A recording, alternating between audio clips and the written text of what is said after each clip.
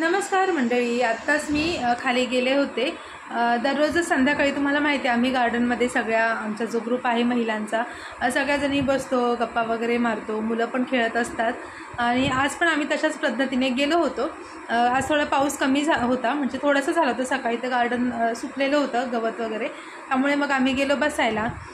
आणि साधारण 8:30-9 वाजेपर्यंत सगळ्याजणी तिथे असतात. म्हणजे सगळ्याच काही इतका वेळ बसत नाही, पण कोणी 6ला येतं, 7ला जातं, कोणी 6:30ला येतं, 7:30ला येतं, कोणी 7-7:30ला येतं, मग ते 9 वाजेपर्यंत बसतात. असं असतं, म्हणजे आपापल्या टायमिंगनुसार सगळेजणी येत असतात. आणि आम्ही बसलो होतो, तर मी पण गेली होती 7:15ला वगैरे गेले होते. तर आम्ही बसलो होतो. 8 वाजले आणि एक सिक्युरिटी गार्ड आला आणि तो म्हटला की गार्डन आता बंद झालं आहे, सगळ्यांनी बाहेर जावा. म्हणजे आम्हाला ऐकून म्हणजे असं वाटतं की कोणीतरी त्या दुसरा काकू बसला होता ना, मला तर वाटतं त्यांचाच मुलगा आहे आणि मम्मी घरी लवकर नाही आली म्हणून वगैरे तो असं म्हणतोय. पण तो सिरियसली म्हणत होता आणि आम्ही त्याच्याकडे बघून म्हणजे स्माईल करत होतो की असं का म्हणतात. नंतर आम्हाला त्याने सांगितलं की आता नवीन रूल काढलेला आहे, हा इथला गार्डनचा टायमिंग आहे, तेवढ्या टायमिंगमध्येच तुम्ही तिथे येऊ शकता. आणि ते बघून म्हणजे आम्ही असं इतके चक्क झालो, कारण की आम्हाला कसं सवय की येता जाता गार्डन अगदी समोरच आहे ना, मग भाजी घेऊन येताना मग बसायचं जरा वेळ, किंवा दुसरं काही काम असेल त्यासाठी आपण गेलो असेल तर येता तर तिकडे बसायचं. कोणी ना कोणी असतातच मैत्रिणी आणि दररोज जाते, त्यामुळे भरपूर ओळखी आहेत, कोणी ना कोणी भेटतंच. आणि ते ऐकून आम्हाला असं झालं की आमचं हक्काचं काहीतरी कोणीतरी हिरावून घेते असं आम्हाला एकदम वाटलं. आणि इतकं वाईट वाटलं की अरे आता असं आपल्याला 8लाच निघून जावं लागेल. आणि बाय द वे आम्ही मोस्टली 5 ते 8 या टायमिंगमध्येच बसलेलो असतो, पण स्वतःच्या मनाने जाणं आणि कोणीतरी आपल्याला म्हणणं की नाही नाही तुम्ही आता बसायचं नाही, 8 म्हणजे 8च, तर ते कुठेतरी असं एकदम वाटलं की अरे आपल्या हक्काचं वस्तू कोणीतरी घेतल्यानंतर आपल्याला कसं वाटतं, तसा एकदम फील होता. आणि मुलं पण खेळत होते ना, सगळे आता फुटबॉल खेळतात, क्रिकेट वगैरे खेळतात, आणि आम्ही पण बऱ्याच वेळा कंप्लेंट करतो की मुलांचा बॉल वगैरे लागतो असं तसं. तर त्यामुळे त्यांचं पण खेळणं तिकडे बंद केलं आणि मुलांना पण बाहेर काढलेलं की सगळ्यांनी आता कोणी वॉकिंग करणार, कोणी आतमध्ये थांबायचंच नाही. 8 वाजले, गार्डन बंद, गेट बंद, सगळ्यांनी बाहेर निघायचं. म्हणजे ते ऐकून चांगलं पण वाटलं की ठीक आहे, शिस्त आहे. कारण की रात्री 12-1 म्हणू नका, 1:30 वाजेपर्यंत आम्ही बघितलेलं आहे की लोक काही गार्डनमध्ये येतात, मग ड्रिंक वगैरे करतात.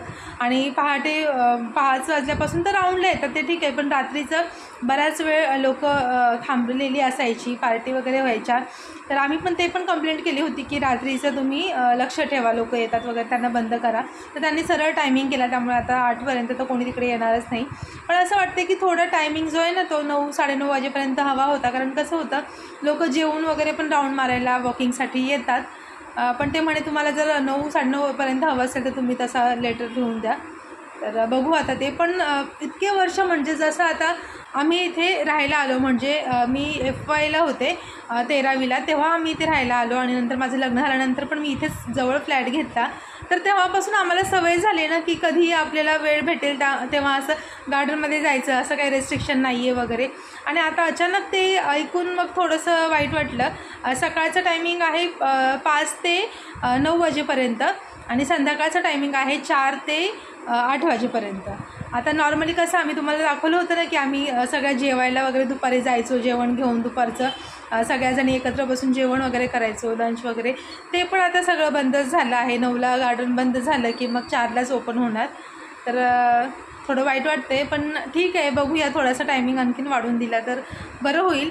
आणि मेन म्हणजे कसं आहे की मेंटेनन्स गार्डनचा राहील चांगला, फुलं झाडं वगैरे जे काय आहेत ना ते व्यवस्थित राहील. काय की गार्डनला इतकी वर्दळ आहे की सतत कोणी ना कोणी तिथे असतं, त्यामुळे मग ते गवत वगैरे पण वाढत नाही, फुलं झाडं वगैरे पण म्हणजे व्यवस्थित लोक ठेवत नाही. त्यामुळे त्यांनी असा रूल काढले, चांगलंच आहे. पण कुठेतरी वाईट वाटते की आम्ही सगळे म्हणायचो की आपलं हे सेकंड माहेर आहे, आपल्या सगळ्या मनातल्या गोष्टी गप्पा सगळ्या आपण मैत्रिणींशी शेअर करतो सगळं, आणि आता ते कुठेतरी बंद होते की काय असं वाटायला लागलं. तर बंद ऑफकोर्स नाही होणार आहे, कारण की 4 ते 8 संध्याकाळी आहे, तर त्याच वेळेत आम्ही मोस्टली जातो. पण 8ला म्हणजे 8ला आम्हाला तिथून निघावं लागेल.